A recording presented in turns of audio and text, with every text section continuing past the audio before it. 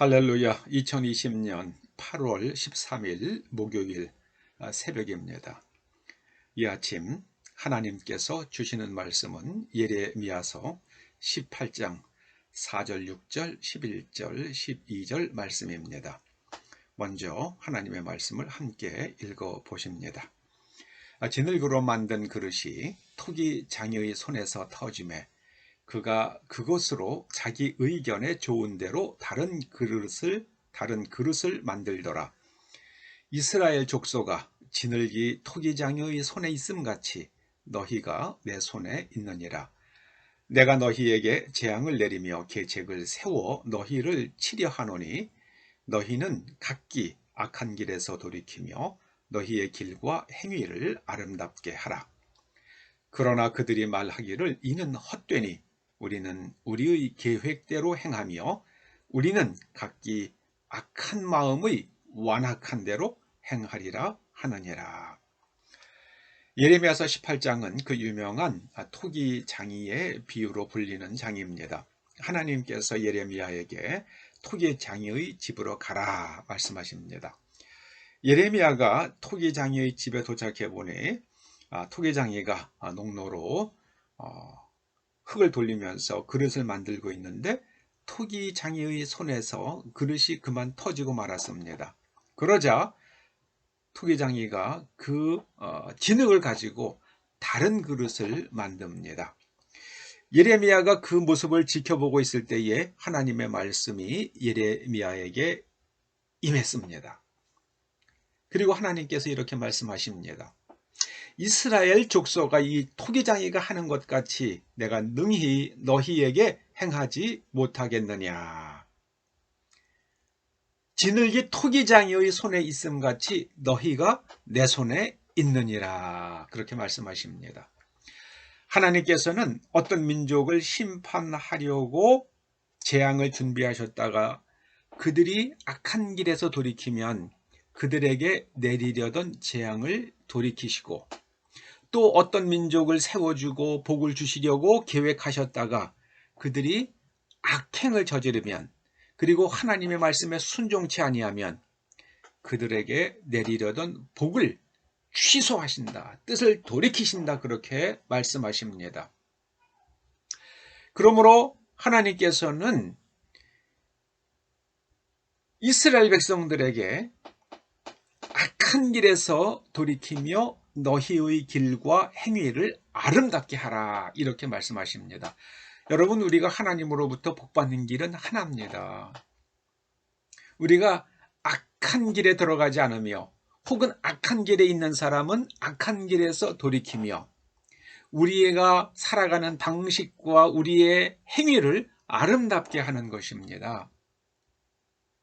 그러면 하나님께서 우리에게 선하고 아름답고 정말 달콤한 복을 주십니다.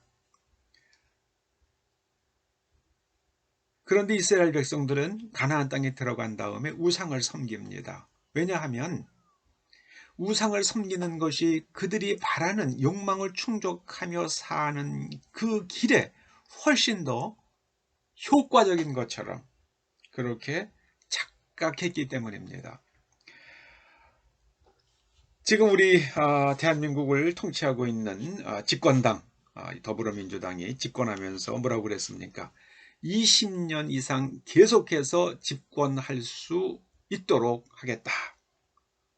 저는 그 말을 들으면서 저렇게 딱한 사람들이 있나 그런 생각을 했습니다. 왜냐하면 국민을 잘 살게 하고 나라를 부강하게 만들어 보십시오.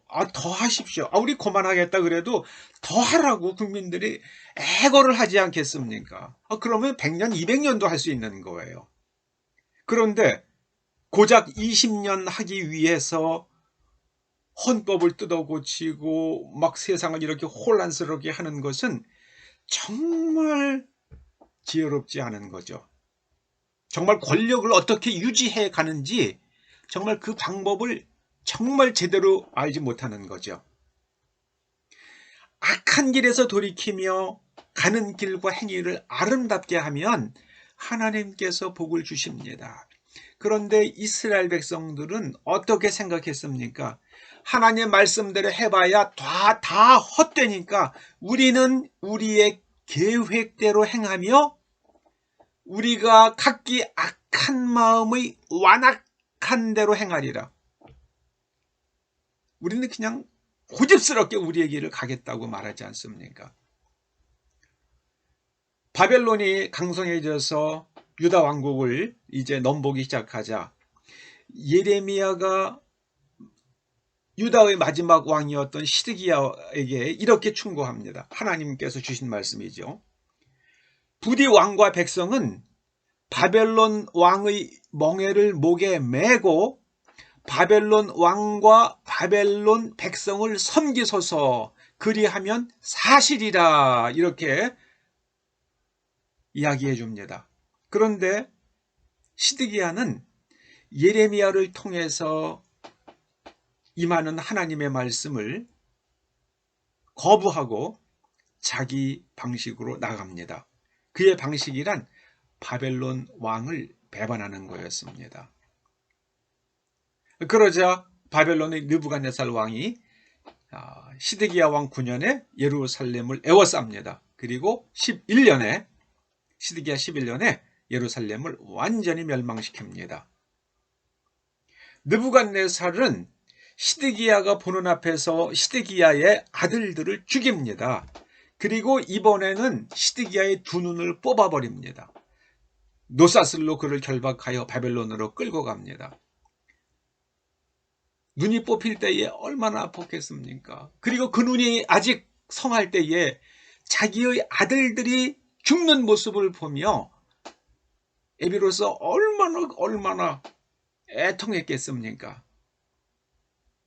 그리고 두 눈이 뽑힌 채 쇠사슬로 결박당하여 바벨론으로 끌려가는 자신의 처지가 얼마나 비참하고 고통스럽고 절망적이었겠습니까? 그 모든 것이 고집 때문이었습니다. 고집. 우리는 하나님 앞에서 고집 부리지 맙시다. 하나님께서 악한 길에서 돌이키며 너희의 길과 행위를 아름답게 하라고 하셨습니다. 각기. 우리 부모님이 신앙이 좋으시니까, 우리 마누라가, 우리 남편이 신앙이 좋으니까, 아내가 신앙이 그런 게 소용이 없는 겁니다. 각기예요. 각기 악한 길에서 돌이키며 너희의 길과 행위를 아름답게 하라고 하십니다. 고집 부리지 마십시다. 대통령과 그를 애워싼 사람들은 하나님 앞에서 고집을 부릴지라도 우리 각 사람은 고집 부리지 맙시다. 악한 길에서 돌이켜 우리가 살아가는 길과 행위를 아름답게 하여 하나님께서 우리에게 주시려고 계획하신 복을 다 받아 누릴 수 있기를 주님의 이름으로 축원합니다. 유대 백성들은 그 좋은 것들을 얻고자 우상으로 나아갔습니다. 하나님의 말씀대로 사는 것은 원하는 것을 얻는데 헛되다고 그렇게 착각했습니다. 마귀의 꼬임에 넘어가서 결국은 시드기야는 두 눈이 뽑히고 그의 아들들은 죽고 그는 노사슬로 결박당에 끌려가다가 결국은 거기서 죽고 맙니다. 사랑하는 교회 여러분들, 우리가 하나님만 바라보십시다. 모든 것이 하나님의 손에 있습니다. 우리 각 사람의 삶의 여정도 그리고 이 민족의 운명도 하나님의 손에 있습니다. 중국 사람들 그렇게 고집을 부려요. 그리고 이 나라의 대통령과 그 주변에 있는 사람들도 아주 지독스럽게 고집을 부립니다. 우리 모두가 다 하나님께 돌아가야 할 때입니다. 늦으면 온 인류가 아주 힘들고 무섭고 어려운 시기를 겪게 될 것입니다. 중국에는 지금 홍수와 한발이 함께 오고 있습니다. 홍수와 한발이 함께 오고 있습니다. 우리나라가 형편이 좋다고요? 제 보기에는 아닙니다.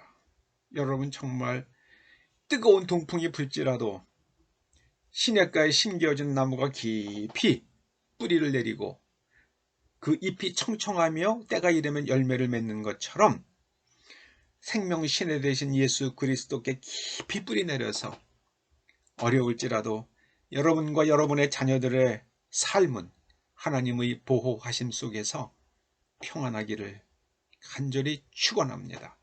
아버지 하나님, 저희들에게 지혜를 주시옵소서, 부드러운 마음을 주시옵소서, 온유한 마음을 주시옵소서, 우리의 고집을 버리고 악한 길에서 돌이켜 우리의 살아가는 길과 행위를 아름답게 하여 하나님께서 저희들을 향하여 가지고 계셨던 아름다운 생각들과 하나님의 복주심이 우리 삶 속에 아라리 연그러지게 하여 주시옵소서. 예수님의 이름으로 기도드립니다. 아멘.